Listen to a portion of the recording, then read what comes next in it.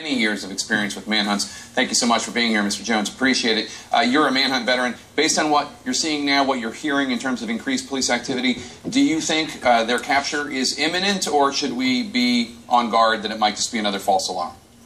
Yes, I have worked on a number of task forces for the Marshal Service, and based on my experience and what I'm seeing out there, I think that the capture is imminent. I would say within days to a week. With all due respect, Richard, Matt, David Sweat, they're two men. One of them might not have shoes on. We don't know what kind of provisions they have. We suspect not a lot. We suspect they're hungry, perhaps even in cold. And we have 800 law enforcement officials, well-equipped, well-fed, well-trained. What's making this so difficult? I think that from what I understand, and understanding sometimes the mindset of guys like Matt and Sweat, especially Matt, who's very experienced with escapes. He's had a couple attempts, one was successful. So he just, he studied. I believe he studied. I believe he knows what he's doing. I believe that he will not make a similar mistake that got him caught, such as being with known relatives before.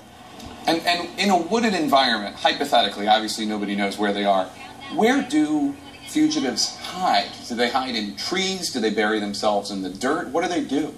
Well, normally they look for cabins, someplace to give them some shelter. And as you know, it's hot out these days, so they're going to need resources. And so my concern from a public safety aspect is that these guys, in order to stay out there, they may commit more crimes. What kind of manpower and technology do you suspect is being used in this hunt?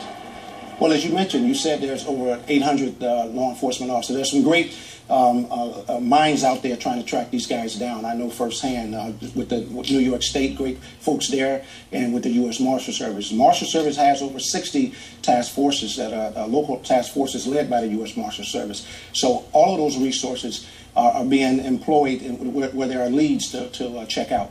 In this cabin where they confirmed through DNA testing that the two fugitives had been, one of them apparently left his shoes behind.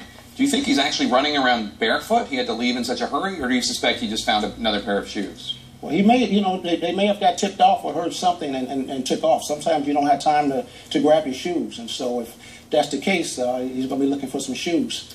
Do you think that they are still together? From my experience and understanding these two guys, Richard Mack is the seasoned guy, the older guy. Sweat is a follower, I believe. He doesn't have the seasoning of Matt, so I believe they're going to be together just because Matt is the leader. Wouldn't it be easier to evade capture if they were separate, or not necessarily? It would be. I don't know if it would necessarily be easier, but I think that it would. Obviously, if they're going in two different directions, then the resources that we have would have to go. Well, resources that are out there would have to go in two different directions and split up. But I just think that based on what I understand from my experience in looking at these two type guys, one being a more seasoned guy, one being a follower who to me is latching on, I think they're going to be together as much as possible. And as somebody who used to work for the U.S. Marshal Service, the marshals who are in charge of tracking people like this, all law enforcement must really be concerned that these guys who already are killers and have escaped prison and really don't want to go back to prison, that they're willing to kill again to evade capture. Yes, convicted killers. I think that from a safety aspect, all of the law enforcement resources know what these guys are capable of doing, and so my colleagues or former colleagues out there have to be on their P's and Q's in dealing with these guys. Safety is, officer safety is going to be important, and the community, safety for the community as well. Of course. Thoughts and prayers with everybody in this hunt. Sylvester Jones, thank you so much. Really appreciate it. And to our viewers, this manhunt is the topic of a CNN special report tonight. It's the Great Prison Escape. It begins at 9 o'clock Eastern here on CNN. Breaking news in our other national lead, we